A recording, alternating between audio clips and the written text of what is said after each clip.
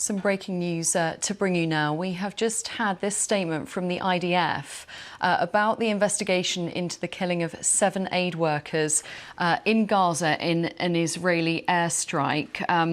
The statement says that the investigation's findings indicate that the incident should not have occurred. Those who approved the strike, this statement says, were convinced that they were targeting armed Hamas operatives and not the employees of WCK, which is World Central Kitchen, the aid agency. They go on to say that the strike on the aid vehicles is a grave mistake stemming from a serious failure due to a mistaken identification, errors in decision-making, and an attack contrary to the standard operating procedures. They go on to say that after being presented with and considering the investigation's findings, the IDF Chief of General Staff decided that the following command measures will be taken. The Brigade Fire Support Commander, an officer with the rank of Major, will be dismissed from his position. The Brigade Chief of Staff, an officer with the rank of Colonel in Reserve, will be dismissed from his position. Additionally, the Brigade Commander and the 162nd Division Commander will be formally reprimanded. The IDF Chief of Staff decided to formally reprimand the Commander of the Southern Command for his overall responsibility for the incident. They go on to say that the IDF emphasises its commitment to fighting against Hamas terrorist organisation while upholding the values of the IDF, the laws of war, and avoiding harming civilians. The final sentence says the IDF will learn the lessons of the incident and will incorporate them into the IDF's ongoing operations. Let's go to our Middle East Bureau Chief, Joe Floto. Joe, we have just had this statement in, as I was saying, but from first reading, this is extremely significant, particularly the lessons learnt. That line really stands out to me. The IDF will learn the lessons of this incident. What do you make of it? Well, look, the IDF took a group of journalists last night, very late last night, to the Ministry of Defence to give them a briefing which was embargoed, which was we weren't allowed to publish until now, to explain the context in which this happened. And it's fair to say that the soldiers at that briefing were mortified. They'd recruited a retired Major General to have a look at the facts. And what comes across is, as you've pointed out already, a series of catastrophic errors. I think one of the biggest ones was that they failed to disseminate properly throughout the area of operation that there was an aid convoy process happening that evening. There had already been one convoy that had run earlier in the evening, and they had failed to notify everyone who was fighting in that area that this was continuing. So in that context, they say their soldiers were on the lookout for Hamas gunmen and had seen some of them approach the aid convoy earlier in the evening. They showed us some video of a gunman climbing on one of the aid trucks, a big lorry, and shooting in the air. Not clear what they were shooting at, whether it was a warning shot. They then described how, after depositing that truck full of aid that had been delivered to the coast, a number of vehicles separated in different directions. One vehicle headed north, and that was positively identified, and they showed us video of gunmen exiting that vehicle. In the meantime, 3 vehicles belonging to World Central Kitchen were driving back down to the southern end of the strip. And at that point, we're told that their drone team identified a person entering one of those vehicles carrying a gun. Turns out that was a mistake. Turned out it was a bag. And the IDF pointed out that one of the catastrophic mistakes was for that team to seek authorization to fire based on what turned out to be very flimsy evidence. They weren't sure, and they shouldn't have asked for authorization to fire. The other shocking thing, I think, was the detail last night of how the individuals inside those vehicles survived the initial strike. So in the space of 6 minutes, the Israeli military fired 3 missiles at each car, but they're in sequence. So they hit one car where they suspected there was a gunman. It wasn't. They'd made a catastrophic mistake. 2 people are seen leaving that vehicle, apparently, we haven't been shown that footage, entering a second vehicle that was part of the convoy. 2 minutes later, that vehicle is struck from the air, and there are survivors from that second airstrike who enter the third vehicle in that convoy and try to make their way away from the scene. 2 minutes later, they are struck again by a missile, and at that point, well, we know the result. 7 people ended up losing their lives. And we've heard from the families of those victims. We heard from them, the family of Jacob Flickinger earlier.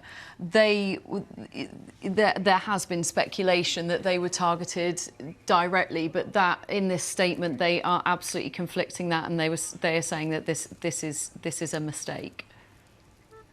So look, one of the things that is clear from the brief amount of video that we were shown last night is that at night, with the cameras that they have on their drones, the large, colourful World Central Kitchen stickers are not visible, at least on the video that we were shown.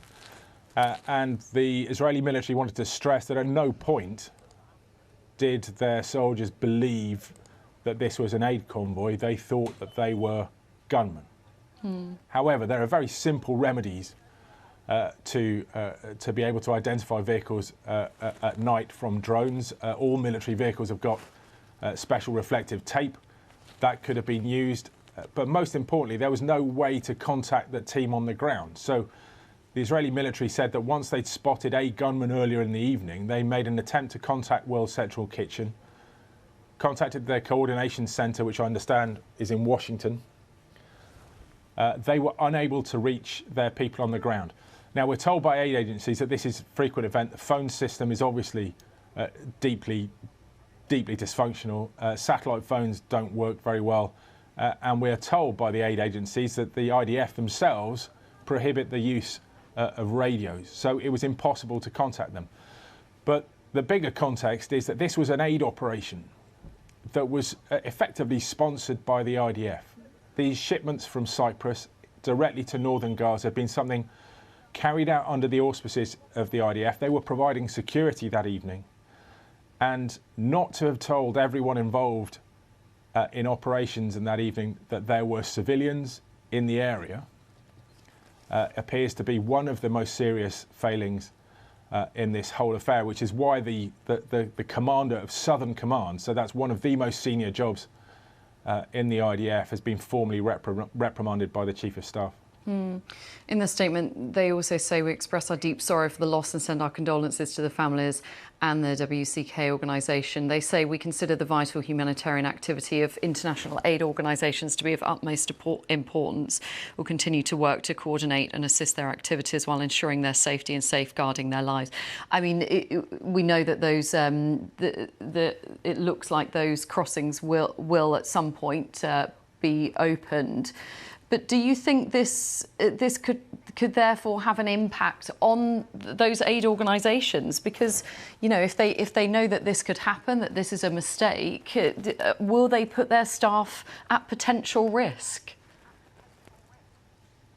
So look, the Ministry of Defence here say they're already taking steps to improve the coordination of aid and to make it safer. You've just pointed out that as a result of this incident and what we understand was quite a difficult conversation with the American president, the Israeli Prime Minister has announced the opening of further aid crossings and, critically, the use of Ashdod port, which is just 45-minute drive away from northern Gaza, to deliver aid into the war zone. Now, there are going to be questions about safety and security. I think there are also questions about the level of evidence, the threshold above which the IDF considers it appropriate to use lethal force when they only suspect that someone might be a gunman. So plenty of people will look at this incident and conclude that this scrutiny has happened only because 6 international passport holders were ultimately killed. But lots of people will wonder whether that laxity, that speed, possibly you would justify it as recklessness in applying lethal force when it's not clear that a gunman was in the vehicle as something that's been applied in the last 6 months countless times, possibly. There is a great deal of suspicion that the use of force is applied recklessly, and this will do nothing to assuage people's suspicion of that. We also have a map, Joe. I should point out that the map you're about to see has been given us by the IDF. And that, Joe, kind of takes us through what happened. Can you just reiterate what they are saying happened in this situation? Yeah. So it's a complex story, but let's go through it. So in the top right of that picture, you'll see the improvised jetty that has been built over the last few weeks to take aid to northern Gaza. And it is there that a ship with about 300 tons worth of food aid has come from Cyprus and docked in northern Gaza. IDF were providing security for that area, and they were unloading that ship that evening. So a previous convoy had already departed earlier in the evening without any event at all. At about 10 o'clock that night, they offload a further 100 tons onto a truck, onto a big lorry, and that heads down the coast to a point on that map, I don't know if it's still up, called the WCK Welcome Centre. That's where they're met by the escort of these aid workers who subsequently lose their lives. And that's where the IDF say that a gunman boards the aid lorry and fires shots in the air. We don't know if that was locally agreed security or whether it was a genuine attempt by Hamas to hijack an aid convoy. We don't know at this stage. The people who do are now dead. But that truck with its escort goes down the coast, then turns left inland to a warehouse and is deposited in that warehouse. And at that point, the convoy splits. One car goes north, which the IDF say, and they've shown us video, contain 4 gunmen. And then 3 cars, which we now know contain 7 members of the World Central Kitchen staff, heads back to the coastal road, which is the road that takes them away from where the fighting is in central Gaza, and they're heading home. And it's at that point, when they leave that warehouse, that we're told that the drone crew appears to see a gunman enter one of those vehicles, with no evidence of that, and we weren't shown any video of that point in the decision making, but it's clear that they mistook a bag for a gun, and on the basis of mistaking a bag for a gun, they sought authorization for a missile to be struck at that first vehicle.